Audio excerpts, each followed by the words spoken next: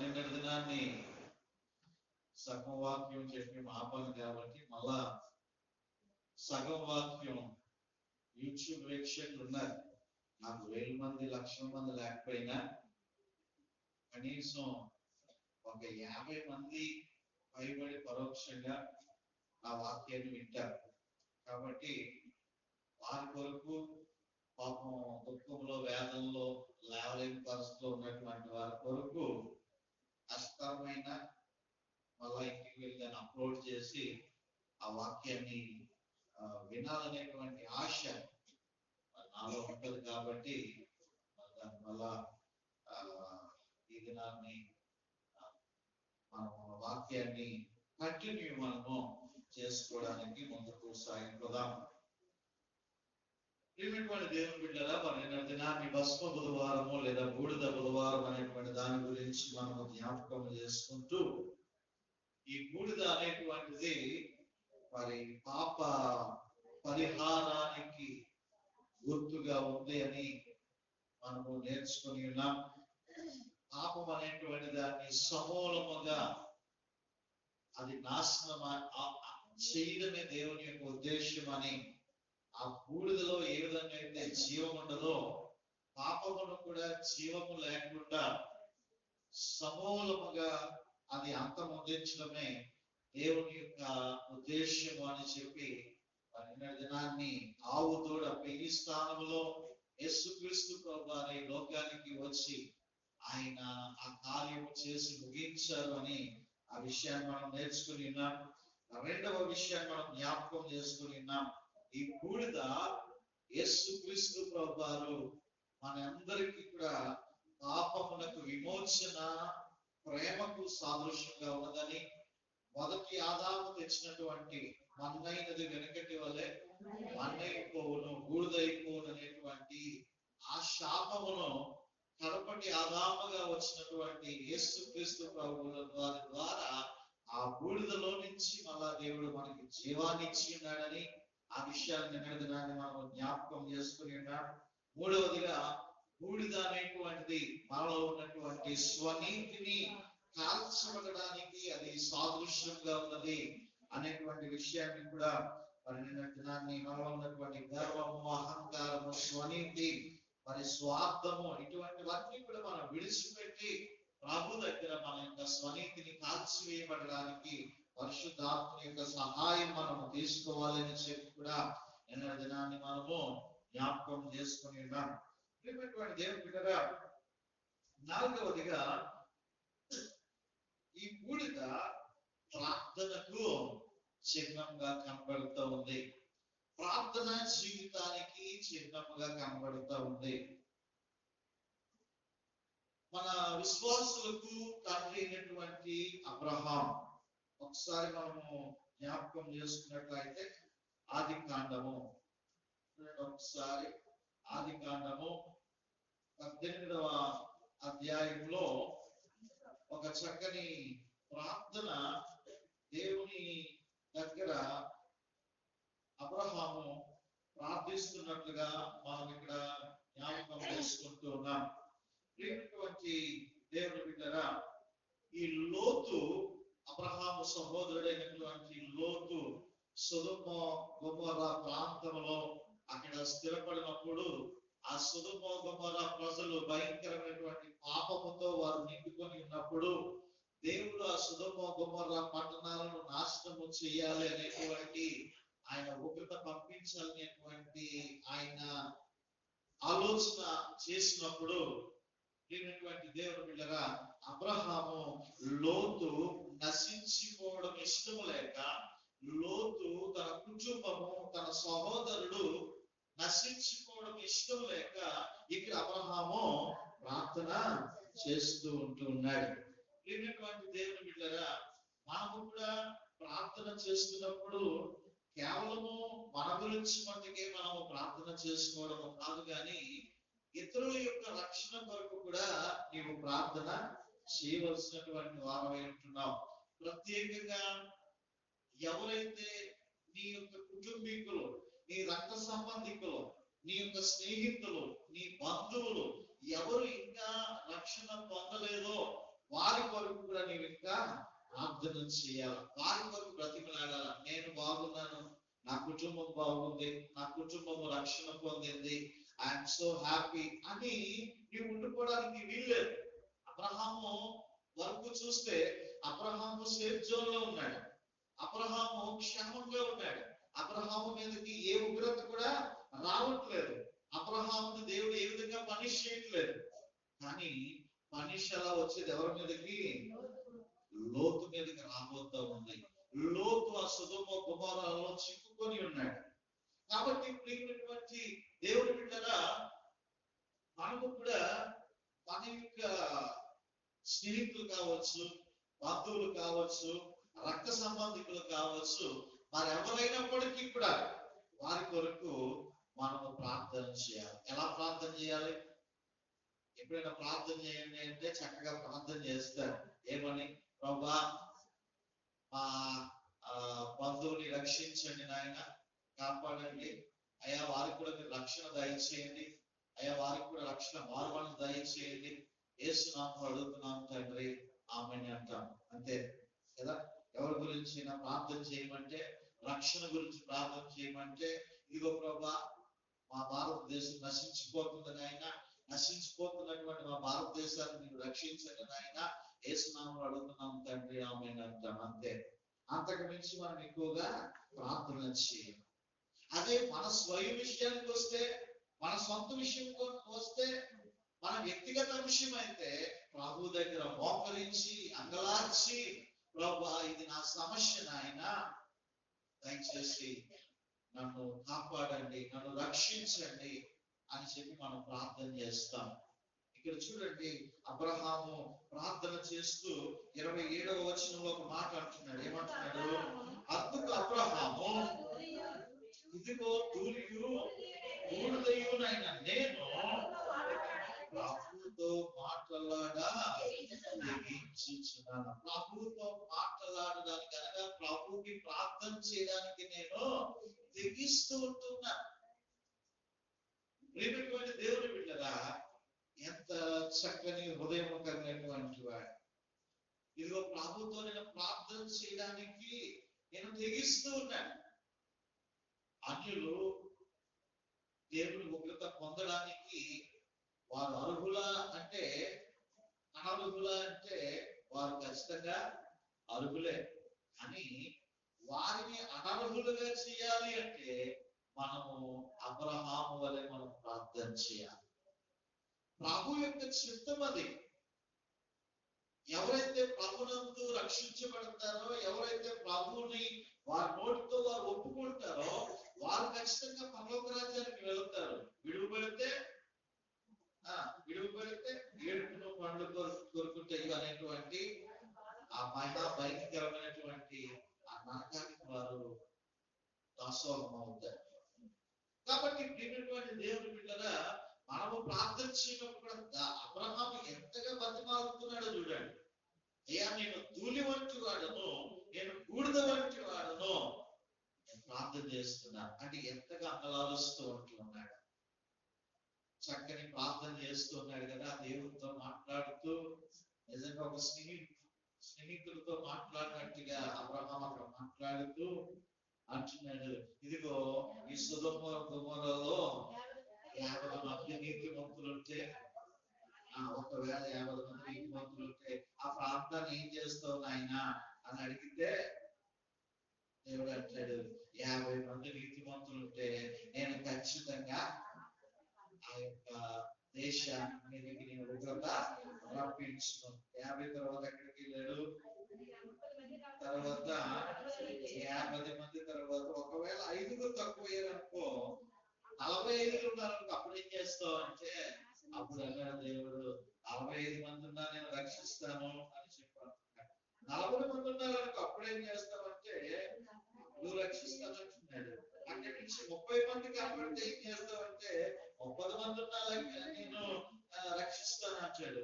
20 మంది కనబడితే ఏం చేస్తావంటే, 20 మంది ఉన్నా సరే నేను ఆ యొక్క ఉగ్రత నేను రక్షించను అని చెప్తూ చివరికి అంటాడు 10 మంది. 32వ వచనం చూస్తాం, ప్రభువు కోపపడని ఎడల నేను ఒక్కసారి మాట్లాడతాను.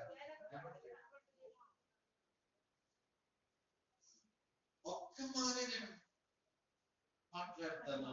ఒకవేళ 10 మంది కనబడితే అంటే ఆయన అంటాడు 10 మందిని బట్టి నాశనము చేయకుందును అని చెప్పి, ఇంకా తర్వాత క్వశ్చన్ ఏమొస్తుందో దేవుడికి తెలిసిపోయింది.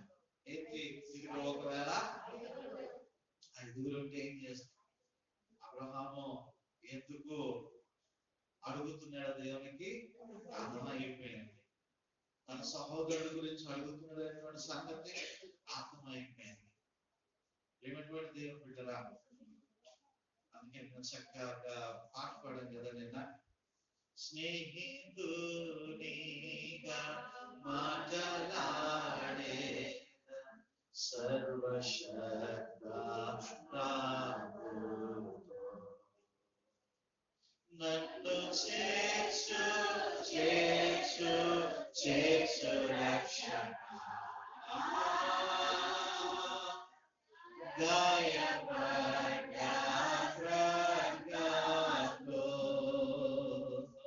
నన్ను చేర్చు చేర్చు చేర్చు రక్షణ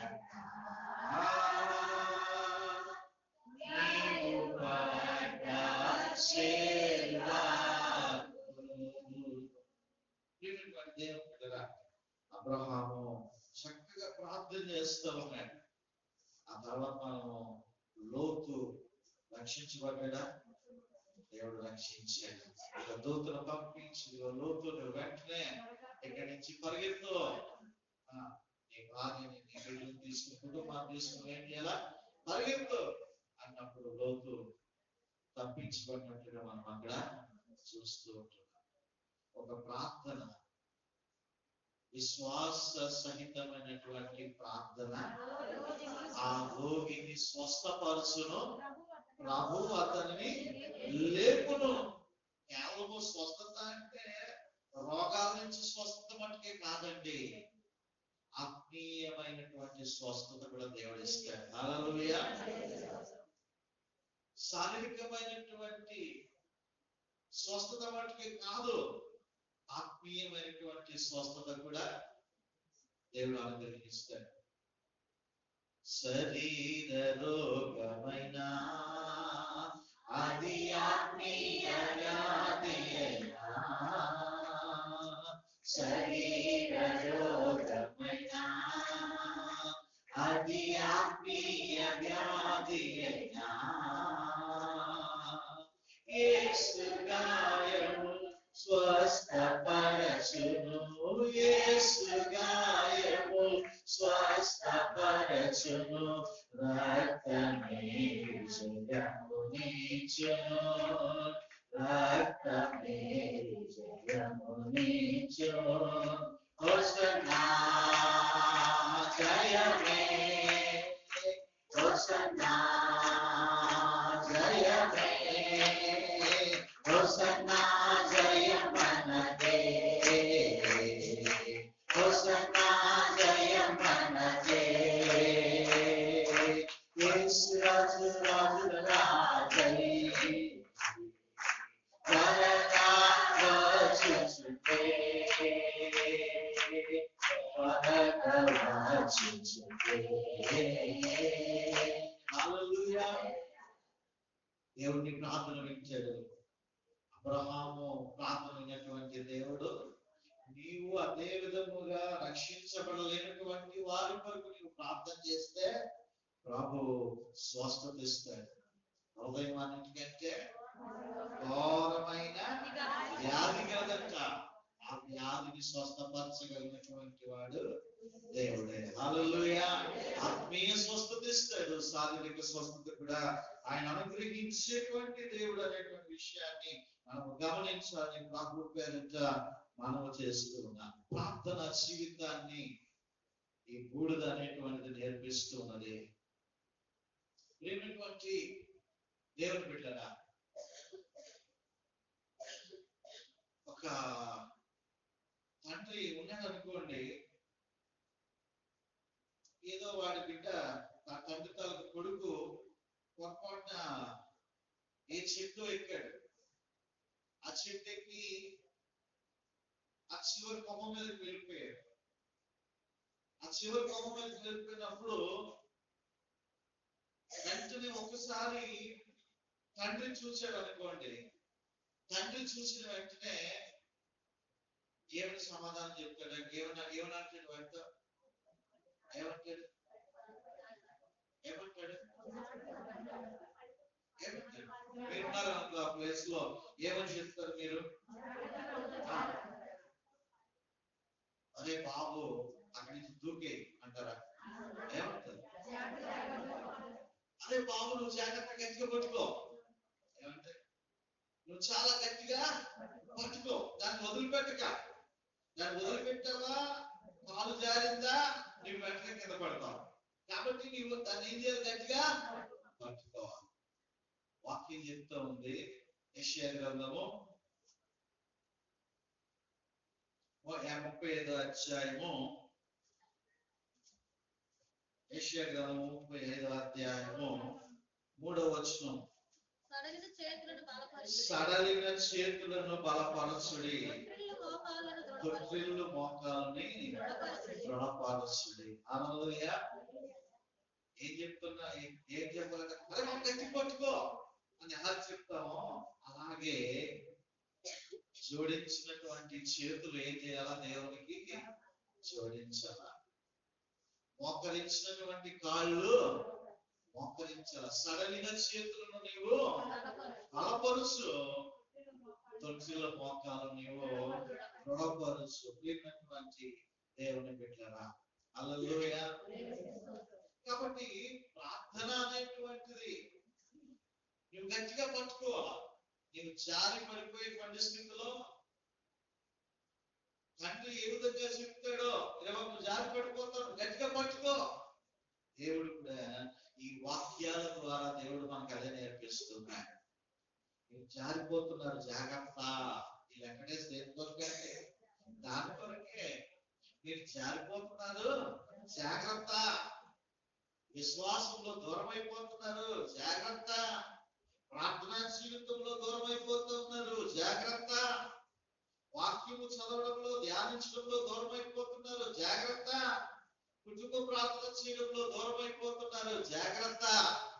ఇదిగో మీ కుటుంబాన్ని దేవుని సన్నిధికి నడిపించడంలో దూరం అయిపోతున్నారు, జాగ్రత్త. ఏం చేయాలా? సరళ చేతులను అలవర్చుకోవాలా, తొట్టిల్లు మోకాళ్ళు దృఢపరచబడాలి. అప్పుడు మనము పడిపోకుండా దేవుడు ఒక తండ్రి రక్షించినట్లుగా దేవుడు మనందరినీ కూడా ఆయన రక్షిస్తాడు. పడిపోకుండా ఏమండి ఆయన మనల్ని లేవనెత్తుతాడు. హల్లెలూయా.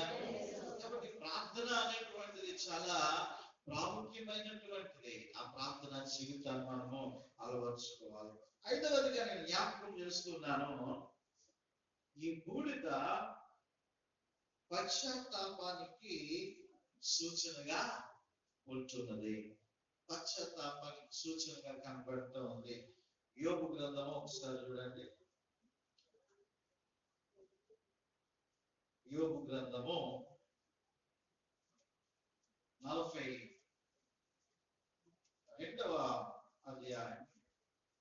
యోబు గ్రంథము 42వ అధ్యాయము 6వ వచనంలో మనం ఒకసారి గమనిస్తే, కావున నన్ను నేను అసహించుకొని ధూళిలోను బూడిదలోను పడి పశ్చాత్తాపడుతున్నాను.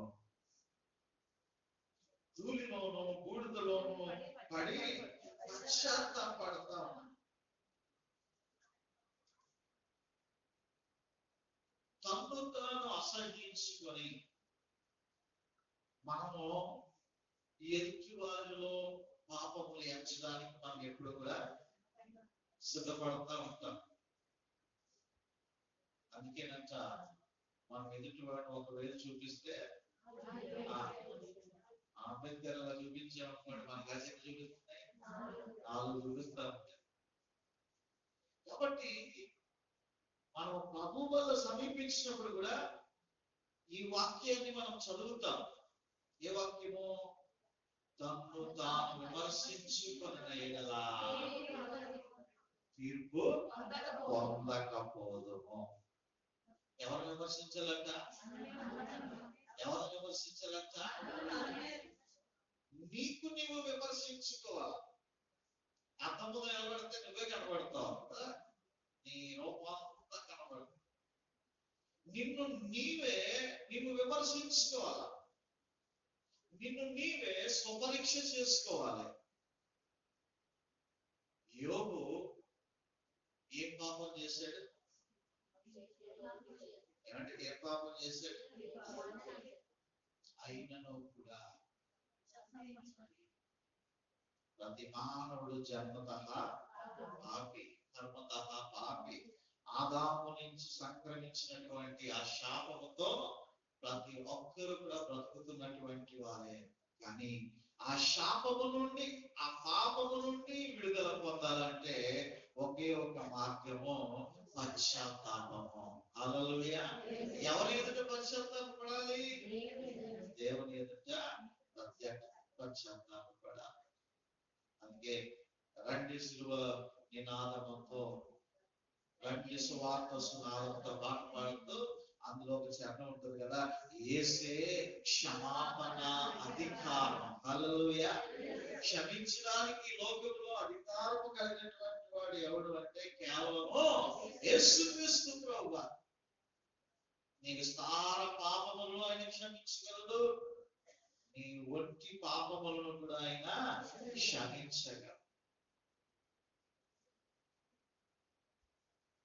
మోడైన బ్రతుకును చిగురింపజేసి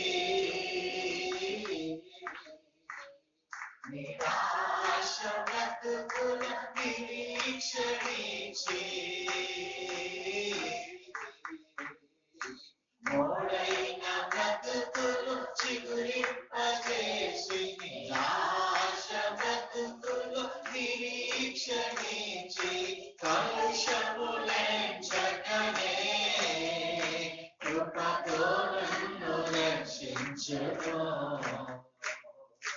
కలుషములెంచకనే కృపతో నన్ను రక్షించును. హల్లెలూయా, హల్లెలూయా, హల్లెలూయా, హల్లెలూయా, హల్లెలూయా, హల్లెలూయా, హల్లెలూయా. నిజమైన దేవుడు ఎన్నడూ విడవడు, చీకటి నడుములో గాఢాంధకారములో. హల్లెలూయా. దేవుడు బిడ్డలా, ఇదిగో ఈ బూడిద పశ్చాత్తాపములకు సూచనగా కనబడుతూ ఉంది. నిన్న దినాన్ని కూడా మనం జ్ఞాపకం చేసుకుంటున్నాం. నిన్నవే పట్టణపు రాజు సింహాసనమును విడిచి తగ్గించుకొని ఆ బూడిదలోను గోనె పట్ట కట్టుకొని ప్రార్థన చేసినప్పుడు దేవుడు చేయను ఉద్దేశించినటువంటి కీడు చేయకమాయెను. హల్లెలూయా. ఆయన సర్వాధికారి అయినటువంటి దేవుడు. నీవు పశ్చాత్తాపడితే ఆయన కనికర సంపన్నుడు కదా. యోవేలు గ్రంథంలో మనము ఆ విషయాన్ని మనము చూస్తాం. యోవేలు గ్రంథము 2వ అధ్యాయము చూడండి 13వ వచనంలో, నీ దేవుడైన యెహోవా కరుణా వాత్సల్యములు గలవాడును శాంతమూర్తియు అత్యంత కృపగలవాడునై ఉండి తాను చేయనుద్దేశించిన కీడు చేయక పశ్చాత్తాపపడును కనుక నీ వస్త్రములను కాక నీ హృదయమును చింపుకొని ఆయన తట్టు తిరుగుడి. ఒకవేళ ఆయన మనస్సు తిప్పుకొని పశ్చాత్తాపపడి మీ దేవుడైన యెహోవాకు తగిన నైవేద్యమును దానార్పణమును మీకు దీవెనగా అనుగ్రహింపడని ఎవడు చెప్పగలడు. హల్లెలూయా. కరుణ వాత్సల్యత కలిగినటువంటి దేవుడు ఆయన, నమ్మదగినటువంటి దేవుడు ఆయన, శాంతము కలిగినటువంటి దేవుడు, అత్యంత కృప కలిగినటువంటి దేవుడు ఆయన. నీవు ఎప్పుడైతే పశ్చాత్తాపడతావు, నీ బాల్య దినముల నుండి కూడా నీ పాపములన్నిటి కూడా నువ్వు గుర్తు చేసుకోవాలి.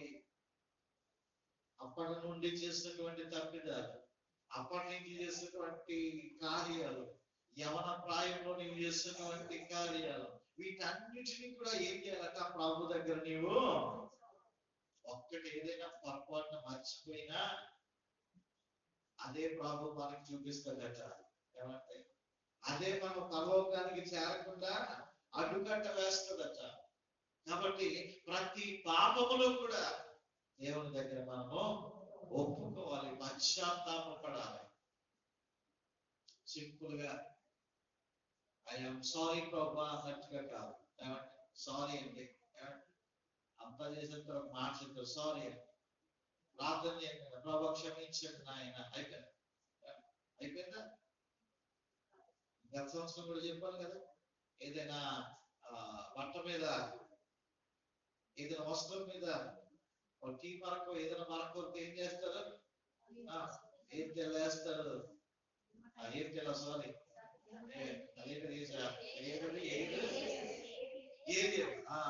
ఏది వేస్తారు, రిన్ వేస్తారు, సర్ఫ్ వేస్తారు, ఏవేవి వేసేసి వేసి పట్టుకొని ఏం చేస్తూ ఉంటారు, బ్రష్ పెట్టి పాని పాని పాని పాని, ఎందుకు మరక? దరిద్రం ఏంటంటే ఈ లోకంలో ఏమంటూ ఉన్నారు, మరక మంచిదే అంటున్నారు. మరక మంచిదే, అందుకే తాగడం మంచిదే కదా, అన్ని బాల్ షాపు వీల్ షాపు, మరక మంచిదేనంట. అలాగే పాపం కూడా మంచిదే. చాలా దేశాల్లో హోమోసెక్స్ మంచిదే అంటున్నారు. ఏమంటే చాలా దేశాల్లో ఈ పెళ్లికి ముందే సెక్షువల్స్ అనేటువంటి మంచివి అంటున్నారు. ఇంకా మన దేశంలో అటువంటివి రాలేదు, కానీ మరక మంచిదే అంటున్నారు. అంటే పాపం మంచిదే, పాపపు క్రియలు, పాపపు తలంపులు, పాప ఆలోచనలు, ఈ సెల్ ఫోన్ నిండా కనిపించేటువంటి అవే. ఏది ఫ్రీగా ఇచ్చినా పోయినా ఇంటర్నెట్ మటుకు ఫ్రీయే. రూపాయి కాయిన్ తీసుకున్న డబ్బాలో వేసి అదేమైనా కిక్కి అన్నదనుకో మళ్ళీ ఇంకో రూపాయి పాస్వర్డ్గా పెట్టుకోవాలా కదా. ఇప్పుడు అట్లా కాదు, నువ్వు ఎంతసేపు అయినా నెలకొకసారి కట్టేయడమే, నెలంతా మాట్లాడుకోండి, ఇష్టమే, ఎంతైనా నువ్వు చూసుకోవడమే. ఆ పార్కుల నిండా, ఏమంటే ఆ బీచ్ నిండా అవన్నీ కూడా ఫ్రీ ఫ్రీ ఫ్రీ. ఏం ఫ్రీగా బాబు అంటే నాకు ఫ్రీ కదా, మాట మంచిదే అంట కదా. ప్రేమటువంటి దేవుని బిడ్డగా ఒక మరకని నువ్వు ఎంత పొందుతావో అట్లాగే దేవుని దగ్గర నువ్వు అంతగా కోసాడాలండి. ప్రభా నా పాపము క్షమించండి అని నీ గుండె లోతులలో నుంచి ఆ దుఃఖం అనేటువంటిది బయటికి దైవ చిత్తానుసారమైనటువంటి దుఃఖము రక్షణార్థమైన మానవ మనసును కలుగజేస్తుంది. హల్లెలూయా. ఏడ్చే మగవాడిని నమ్మకూడదు అంటారు కదా, కానీ దేవుని దగ్గర ఏడ్చే మగవాడే మగసిరి కలిగినటువంటి వాడు మాట. కొంతమంది బండ హృదయాలతో అస్సలు కరగవు కదా. దేవుని సన్నిధిలో పశ్చాత్తాపంతో నీవు దేవుని దగ్గర మొదపెట్టాల. అప్పుడు కనికర వాత్సల్యత కలిగినటువంటి దేవుడు ఆయన, అత్యంత కృప చూపించేటువంటి దేవుడు ఆయన, నీ పాపములన్నిటినీ క్షమించగలడు ఆయన, తీసివేయగలడు ఆయన, నీ పాపములన్నిటినీ కూడా కొట్టివేయగలడు. హల్లెలూయా. మరొక అంశాన్ని నేను జ్ఞాపకం చేస్తున్నాను, చూడండి ఒకసారి.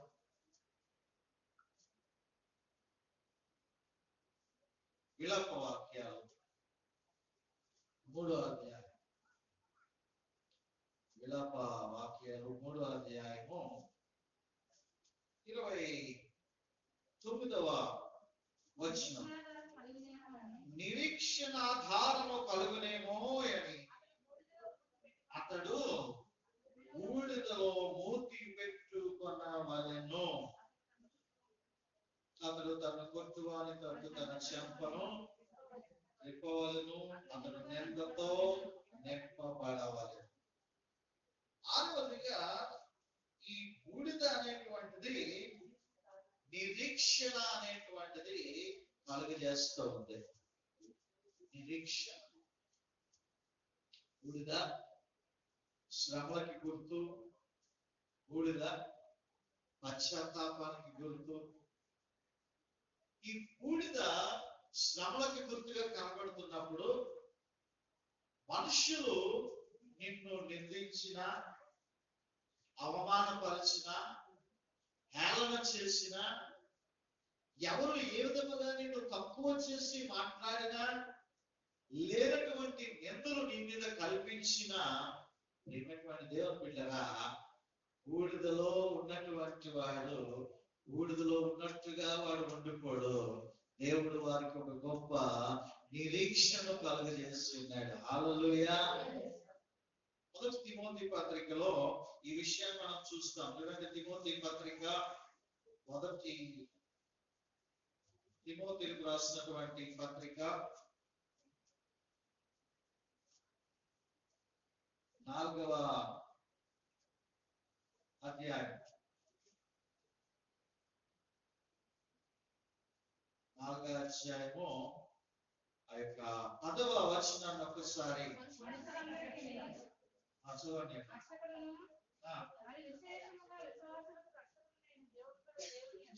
జీవము గల దేవుని యందు మనము నిరీక్షణ ఇచ్చినాము గనుక ఇందు నిమిత్తము ప్రయాసముతో పాటుపడుచున్నాము. మనుషులందరికీ రక్షకుడును, మరి విశేషముగా విశ్వాసులకు రక్షకుడునైన జీవము గల దేవుని యందు మనము నిరీక్షణ ఉంచి ఉన్నాము. హల్లెలూయా. ఎవరి ఎంతంటే నిరీక్షణ? జీవము లేనటువంటి దేవుని యందు. జీవము లేని వాటి యందు కాదు. మనకి నిరీక్షణ అనేటువంటిది ఏ శ్రమ వచ్చినా, ఏ శోధన వచ్చినా, ఏ అనారోగ్యం వచ్చినా, ఇదిగో నా ప్రభు నాకు అన్యాయం చేయడు, నా ప్రభు నాకు తోడుగా ఉంటాడు, నా ప్రభు నాకు సహాయకుడిగా ఉంటాడు. ఖచ్చితంగా ఆయన నాకు సహాయం చేస్తాడనేటువంటి ఒక గొప్ప నిరీక్షణ దేవుడు మనకి ఇచ్చాడు. దేవుడు ఎప్పుడు కూడా విడిచిపెట్టదాన్ని. బూడిదలో కూర్చునేటువంటి స్థితిలో నుండి యోగుడు ఏం చేశాడు? రెండంతల ఆశీర్వాదంతో దేవుని ఎక్కడ పోతుంటది. ఇంకో ఎక్కడే ఉంది, నిరీక్షణ గలవారా రెండంతలుగా మేలు చేసేదని ఆయన మనకు తెలియజేస్తున్నాడు. ఈ నిరీక్షణ వల్లనే సిగ్గుపడదు. బూడిద వంటి మహాశ్రమలలో నువ్వు కూరుకున్నావు అంటే, అంత శ్రమలలో నువ్వు అంత హీన దశకి నువ్వు చేరిపోయినప్పటికీ కూడా దేవుడు మళ్ళా బూడిదలో నుంచి జనం ఏమంటారు? అంత అయిపోయిందండి, ఇంకేం లేదండి, ఇంకా నథింగ్ అండి, ఇంకేం చేయలేమండి. కానీ ఆ స్థితిలో నుంచి ఏమంటే దేవుడు మళ్ళని లేవనెత్తుతాడు. హల్లెలూయా.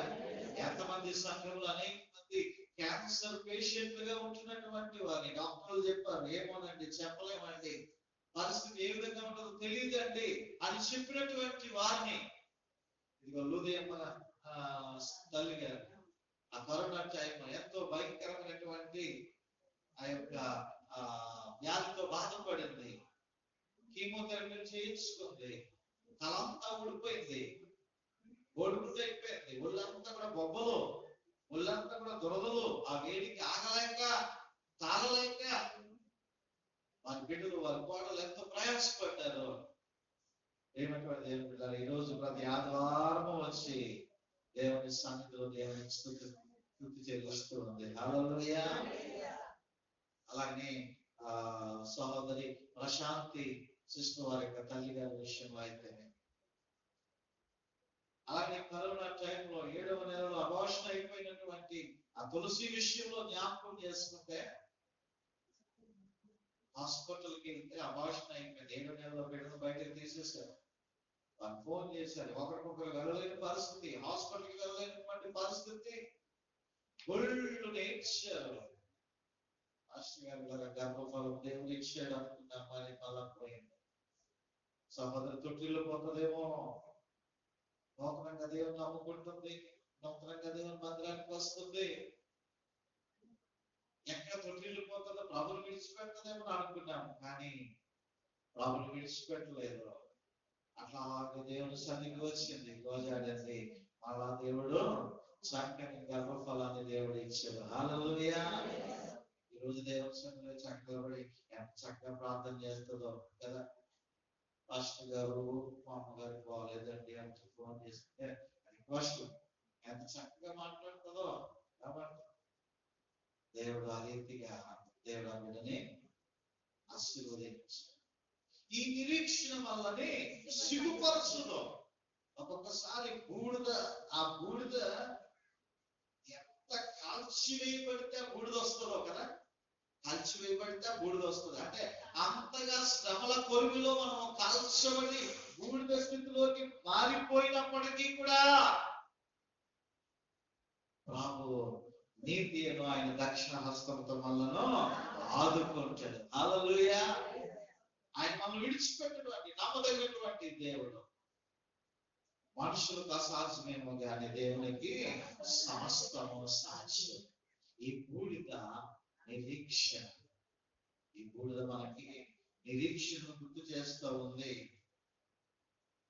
ఇక 6 విషయాలు కూడా మనం జ్ఞాపకం చేసుకుంటే చివరికి ఈ బూడిదంతా కూడా యెషయా గ్రంథము 61వ అధ్యాయం, యెషయా గ్రంథం 61వ అధ్యాయము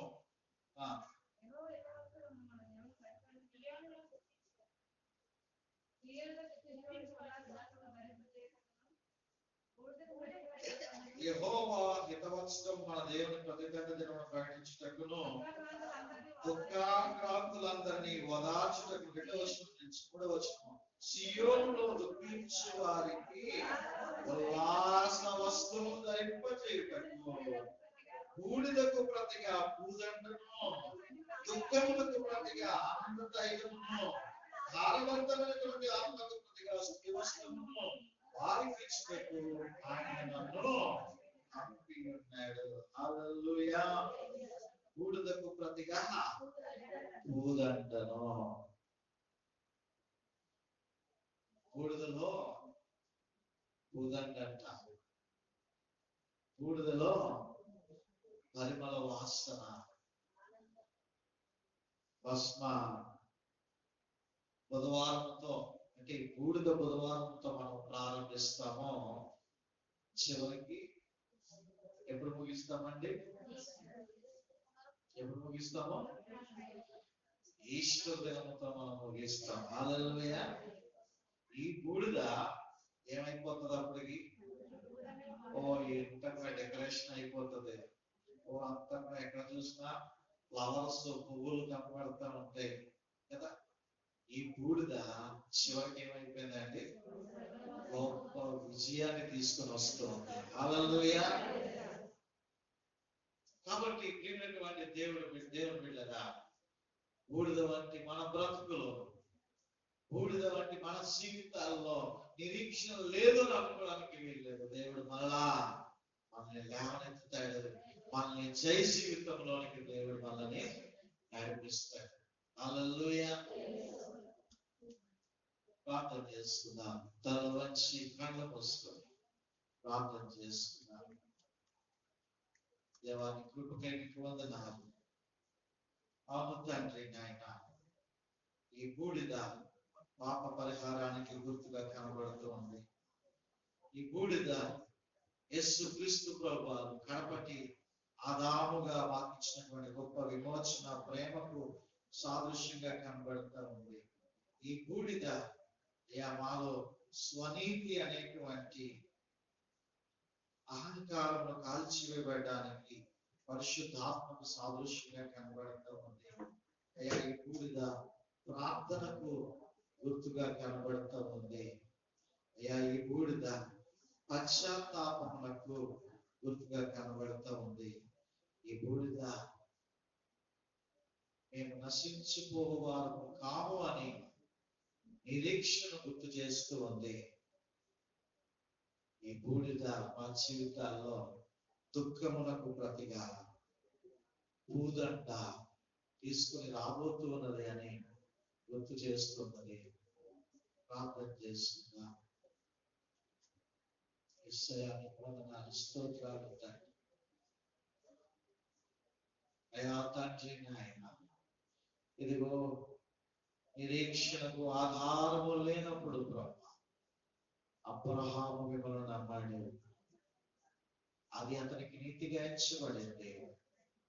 ఈరోజు మేము కూడా తండ్రి మా బ్రతుకులలో మాకున్నటువంటి సమస్యలను బట్టి, అనారోగ్యాలను బట్టి, ఇబ్బందులను బట్టి, వేదనలను బట్టి అయ్యా ఇంకా మేము ఇక్కడే ఉంటాము, ఇక మా జీవితం ఇంతే, మమ్మల్ని బాగు చేసేటువంటి వాడు లేడు, మమ్మల్ని ఆదుకునేటువంటి వాడు లేడు అని ప్రభా అయ్యో మా జీవితం అంతా నాశనమైపోయింది, మా బ్రతుకంతా నాశనమైపోయింది, మేము ఇక కోలుకోలేము, బూడిద వంటి వారముగా మేము ఉంటున్నాము అని ప్రభా ఎవరైతే చింతిస్తూ ఉంటున్నారో అయ్యా ఇదిగో బూడిద పూదండగా మారేటువంటి దినము రాబోతా ఉంది. బూడిదలో నుంచి పరిమళ వాసన వచ్చేటువంటి దినం రాబోతా ఉంది. బూడిద గొప్ప నిరీక్షను జ్ఞాపకము చేస్తూ ఉన్నది. అయ్యా దీన్ని జ్ఞాపకము చేసుకుంటూ ధైర్యము కలిగి ముందుకు సాగుటకు సహాయము దయచేయండి దేవా. ప్రతి బిడ్డను ప్రభా మీ ఆత్మతో సంధించండి నాయన. ఈ 40 దినముల మట్టుకే కాదు గాని జీవిత కాలము మట్టుకు నాయన అయా నీ యందు నిరీక్షణ ఉంచి ముందుకు సాగుటకు సహాయము దయచేయాలని మనం చేసుకుంటున్నాం ప్రభా. గొప్ప తండ్రి నీకు వందనాలు స్తోత్రాలు తెలియజేసుకుంటూ అయా వ్యక్తపడినటువంటి వాక్యము నాయన ప్రతి ఒక్కరి హృదయములలో ప్రభు ఫలింపు దయచేసి మాలో ఉన్నటువంటి అయా తండ్రి బెంగను, అధైర్యాన్ని, అపనమ్మకములను, విశ్వాసమును ప్రభా నాయన అవిశ్వాసము మీరు పారద్రోలి ప్రభా మీరే మమ్మల్ని ధైర్యపరచి స్థిరపరచి నాయన మీరు ముందుండి మమ్మల్ని వెనుక నడిపించాలి. అయ్యా మీ సహాయంతో మమ్మల్ని ఉద్ధరించాలని మనం చేసుకుంటూ క్రీస్తు ప్రభుల వారి యొక్క పరిశుద్ధమైనటువంటి నామమును బట్టి ఈ ప్రార్థన అడుగుతూ ఉంటున్నాము తండ్రి. ఆమేన్. మరి సమయంలో